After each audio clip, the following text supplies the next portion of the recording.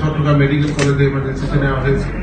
তো আমরা পরবর্তীতে ঘটনাস্থল পরিদর্শন করেন আমাদের পুলিশ কমিশনার বিজয় প্রফেসর সহ আমরা যারা আছি, আমরা মাননীয় পুলিশ কমিশনারের নির্দেশে আমরা ঘটনাস্থলটি পরিদর্শন করি। পরিদর্শনে জানা যায় যে তিনি মৃত ডাক্তার আকাশ, তার স্ত্রী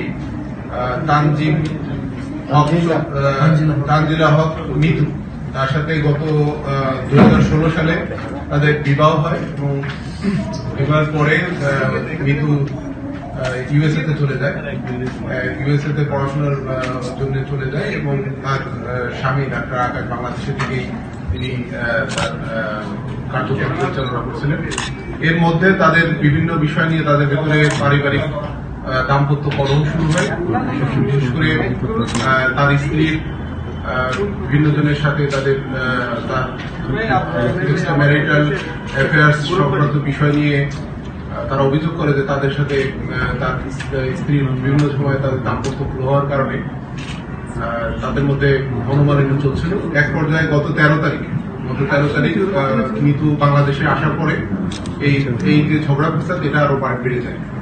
এক পর্যায়ে গত 30 জানুয়ারি দিবাগত রাত, মানে 31 জানুয়ারি হঠাৎ করে তাদের মধ্যে তাদের বাসায়, আকাশের বাসায় ঝগড়া শুরু হলে তাদের মধ্যে কিছু হাতাহাতি হয়। এক পর্যায়ে ওই মৃত্যু বাসা থেকে বের হয়ে যায় এবং তার তাকে নিয়ে যায়।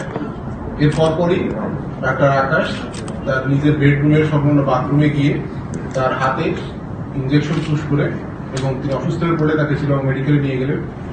ডাক্তার তাকে আমরা বিষয়টা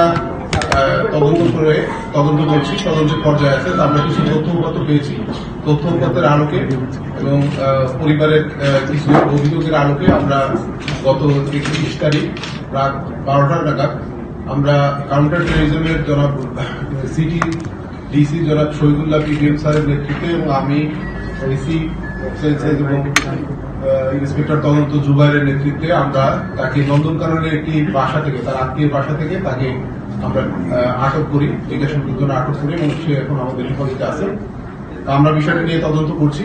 এখনো পর্যন্ত কোনো পরিবার থেকে কোনো অভিযোগ, লিখিত আকারে অভিযোগ পাওয়া যায়নি।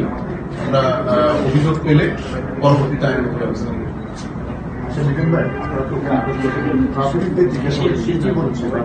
তাকে কিসের ভিত্তিতে আটক করা হলো?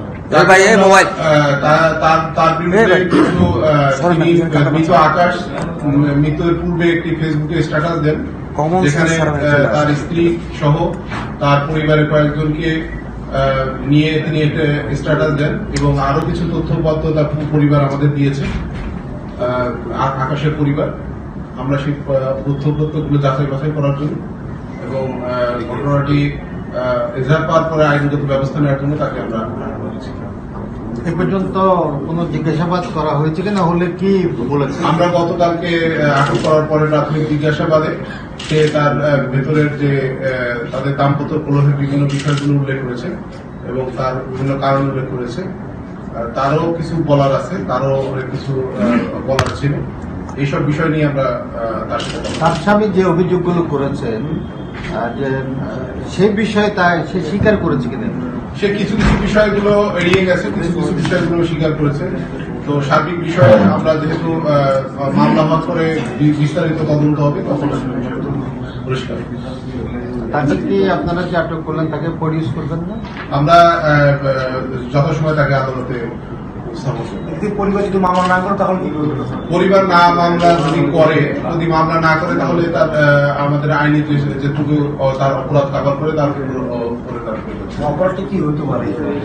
এখন মৃত ব্যক্তির ডাইং ডিক্লারেশন, তার ডাইং ডিক্লারেশন উপর ভিত্তি করে আত্মহত্যা প্ররোচনা মামলা যাবেন নাকি? এটা কিছু বলবেন? অবশ্যই একটু পরে এই বিষয়টা কি হত্যা করেনি, এটা আমরা তদন্ত করে।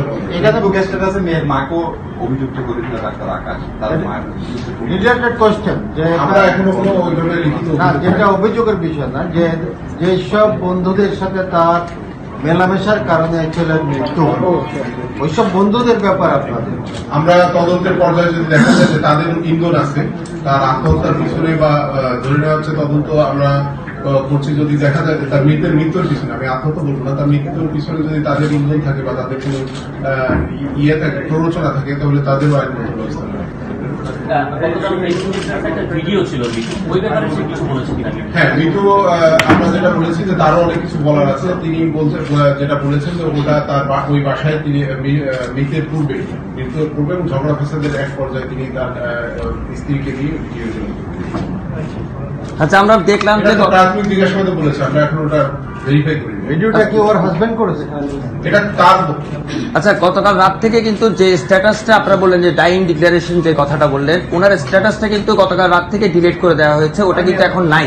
আমরা মোবাইলটি উদ্ধার করেছি, মৃতের মোবাইল সহ অ্যাকিউজড যিনি ওনার স্ত্রী মৃত্যুর মোবাইলটি রিকভারি করেছি। আমরা আমাদের এক্সপার্ট যারা ওটা পরীক্ষা নিরীক্ষা করে ফরেন্সিকের মাধ্যমে সবকিছু যদি ডিলিট হয়ে থাকে আমরা ওটা রিকভারি করব।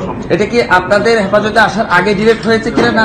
এটা তদন্তের বিষয়, আমরা এখন বলতে পারছি না একটা টাইমটা কখন ডিলিট হয়েছে। যেখান থেকে তাকে আটক করা হলো ওই বাসাটা তার কি ধরনের আত্মীয়?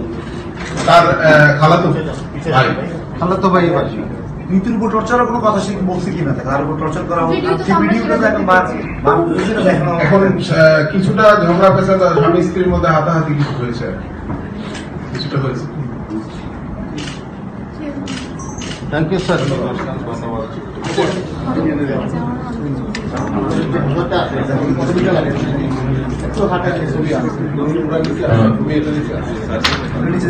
আচ্ছা, এই ধরনের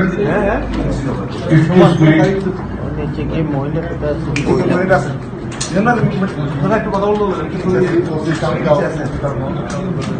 ছবি একটু কথা বলতে যাচ্ছিলাম।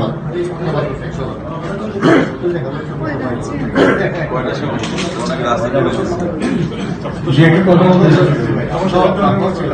ক্যামেরা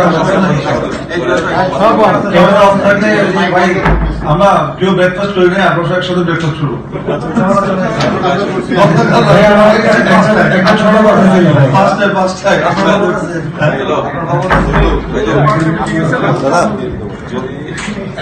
একটা সময় প্রশ্ন ছিল এইদিকে ডান আমি এই আত্মহত্যা এখন বলতে পারছি না, রহস্যজনক মৃত্যু হতে পারে। তো এই ব্যাপারে না আমি একটা সংশ্লিষ্ট আরেকটা কিছুদিন আগে ঘটে যায় একটা ব্যাপার আপনাদেরকে ইনফর্ম দিচ্ছি, সেটা হচ্ছে আগ্রাবাদ হাটপাড়ায়। ভাই আপনি একটু একটা কাজ করবেন প্লিজ। আচ্ছা, আগ্রাবাদ হাটপাড়ায় কিছুদিন আগে একজন গৃহকর্মী আত্মহত্যা করে বলে আমাদেরকে জানানো হয়েছিল। এরপরে আমরা গৃহকর্মীর আত্মীয় স্বজন এবং গৃহকর্মীর বক্তব্য এবং সবকিছু মিলিয়ে দেখলাম যে তাদের বক্তব্যের মধ্যে অনেক ধরনের রহস্যজনক কিছু ব্যাপার রয়েছে। সেটা আমরা সামাজিক গণমাধ্যমে তুলে ধরার পরেও, যেহেতু আমরা অনলাইন নেই, আমরা তুলে ধরার পরও আমরা ওসির সাথে আমরা যোগাযোগ করেছি এ ব্যাপারে, এবং আমরা ডিউটি অফিসার যিনি ইনচার্জ জনাব সৈয়দ ওনার সাথেও যোগাযোগ করেছি। এই ব্যাপারটা আপনারা যদি একটু দেখেন আমরা একটা খুশি হব। কারণ আমাদের প্রাথমিক তথ্য মধ্যে এমন ওই যে মেয়েটা যেটা ওর বাড়ি ছিল আপনার এলাকায়, ওখানকার আমি একটা কথা বলি, ওই আগ্রাবাদের বিষয়টা আসলে আমাদের এই সঠিক জানা নাই। আমরা আমাদের যে বিষয়টা সেটা আমরা প্রপারলি তদন্ত করবো।